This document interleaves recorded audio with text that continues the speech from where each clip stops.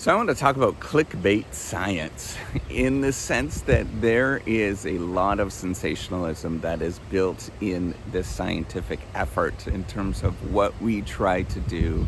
And the reason is that we're trying to get people to read the thing that we're trying to read. And this is something that I really struggle with. I want to talk about that and then maybe give my take in terms of how to navigate this and what to actually do. So if you don't know me, I am Professor Dave Mastak. I'm an associate professor of innovation, created this whole Reciprocity project to give back as much as I possibly can. Go on to the Reciprocity platform. That's where I'm trying to create a research platform to help us do research better.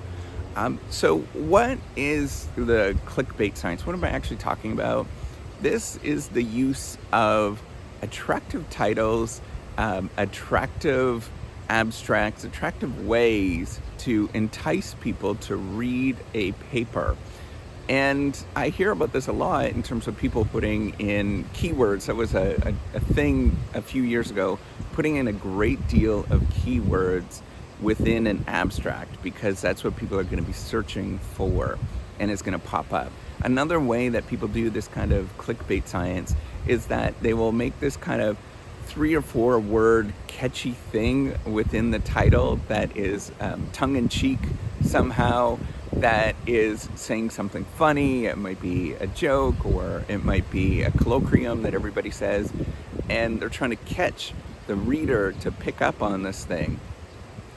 Another interesting way to do clickbaity kind of stuff is that in the first paragraph or the first 2 paragraphs of a paper, you write some sort of interesting tidbit that represents the thing that you're trying to do. Now, ultimately, why researchers tend to do this is that they're trying to get people to read their paper and trying to get the research out there. And it's super hard to get an engaged audience. So no, first of all, you have to get an engaged audience with your reviewers. Nobody cares about it if it's just really plain and Jane. And then you need to make it so it's attractive that people will say, hey, that's an interesting story or an interesting thing. And they can't see that unless you have those kind of interesting tidbits that are built into that. And it's going to help getting through the review process, or at least that's what the story is told. If the science that was practiced more so in the 1940s, 50s, and 60s was really, really boring. It was kind of cut and dry, and it was talking about the specific thing. The trend has changed dramatically in the last 20 years because I think we're trying to engage and trying to get a larger audience outside of just scientific researchers. There's such a push towards getting readership and citations and all of those kind of things that people are resorting to kind of clickbaity stuff. Now, how might you actually gauge or get more clickbaity kind of stuff where people are actually interested in what you're trying to do? Well, that's where I would encourage you to read the BuzzFeeds. Go look up titles that people like on YouTube that are clickable and see what they're trying to do, right? So look what I'm actually trying to do in terms of the titles recently. They've changed, right? Because I'm trying to observe what people click on, and then I try to get that so that you will actually click on it and it becomes more engaging. Now, this is the challenge though, right? As we get more clickbaity, as science is progressing towards getting more engagement, we are pulling back from the scientific effort.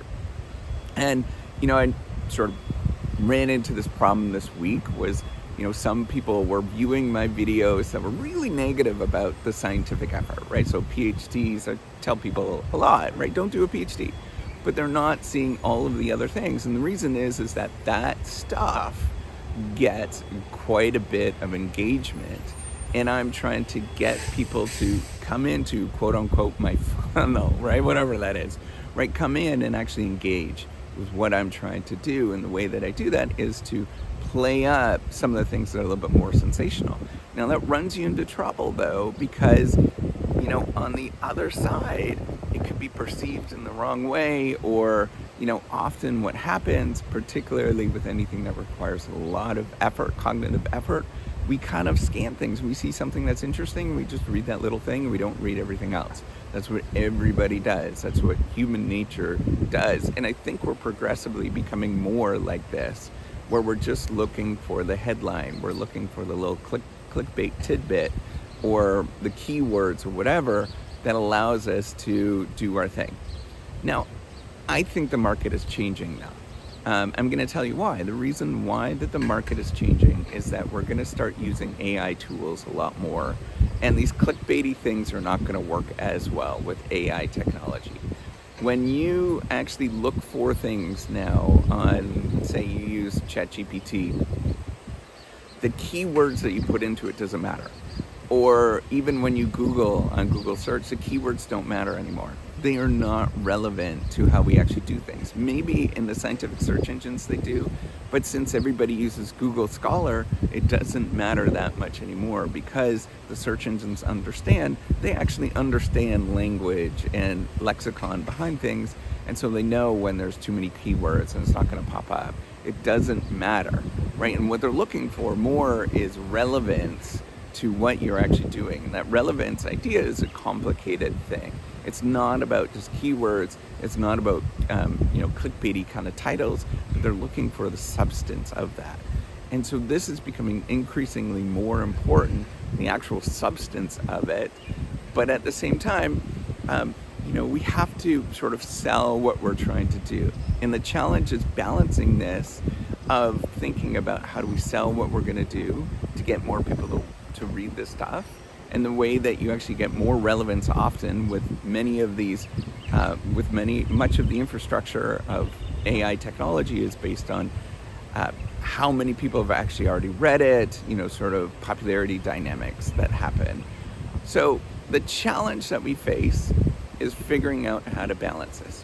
So what do I do? What is the thing that I would actually do in terms of navigating this kind of clickbaity technology, or navigating clickbait science in terms of what I do?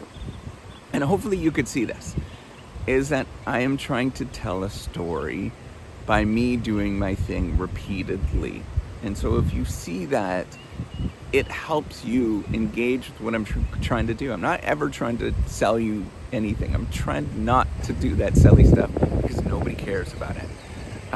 Ultimately, I think people are smart enough to see through much of the selly kind of stuff, and then we don't actually pay attention to it. So what you can do is tell your story and try to do it repeatedly so that people buy into what you're doing. Now, that's one aspect of it.